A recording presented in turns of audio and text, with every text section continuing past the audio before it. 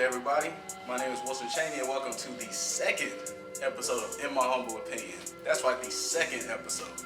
I know it's been a long time coming, a lot of things have been going on with school and whatnot, but we're back in effect and we're back in tune. And for today's topic, I'm going to introduce my top 5 biggest surprises from the NBA this year.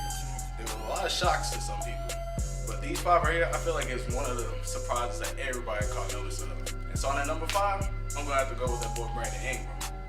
Now, my history with Brandon Ingram been kind of up and down. I was never too high on him because in LA, he was so on and off and inconsistent, you just never know what kind of game he's going to have.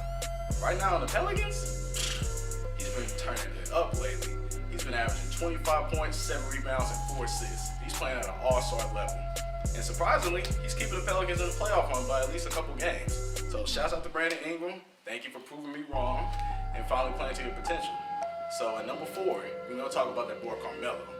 Now, it's not a surprise that he made it back to the league, but the way he's playing though, he's been playing very, very well for Portland. He's shooting 41% from the field, shooting 41% from 3, but he's only taking 14 shots a game. And I bet you if you go back to 2012 and ask some cats, tell some cats that he's shooting 14 shots a game, they will call you crazy. But Melo, he's producing greatly for Portland, and they're keeping him in the playoff hunt as well. And for number 3, we're going to have to talk about OKC. Now, that's one team that's really been a shocker to everybody. Everybody thought that's going to be a rebuilding year. They're going to have a terrible record. But so far, they're number 7th in the West and on pace to win 46 games.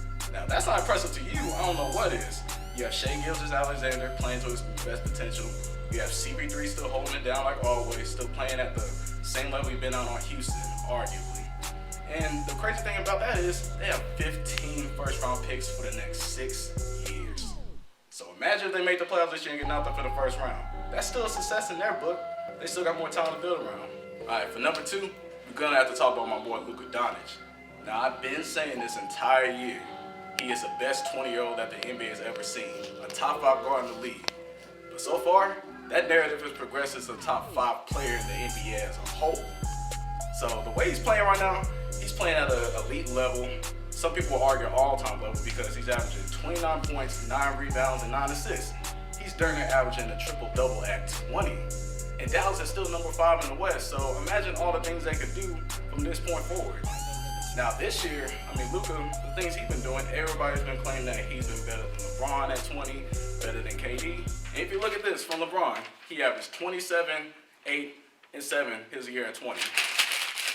Luka beat that.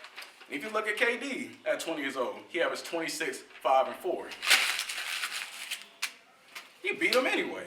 So if Luka keeps playing the way he's playing, he might be an all-time great by 25. So at number 1, I want to end it off. You know I got to talk about my Heat. You know I got to talk about them. With 30-13, tied for the 3rd best record in the NBA, and we're number 2 in the East. And when Jimmy Butler came, we got all this negative perception about, oh, he's a team cancer, he's bad for the locker room. This is probably the best fit that he had all his career. Like, he's built for Miami. He's built for a team under Pat Riley. They both have the same mindset, to compete, to fight for every single game, and to never back down. And so far, too, we have the league best record at home at 17-1. Now, that's very impressive in itself. Now, I feel like we beat a lot of expectations going into this year. And hey, who knows? Maybe in June, we might be the ones holding up the Larry O'Brien trophy. Hey, don't quote me on it. Okay, so that's been my top 5 surprises of the NBA this year. I'm your host, Wilson Cheney, and I'll catch y'all on the next episode.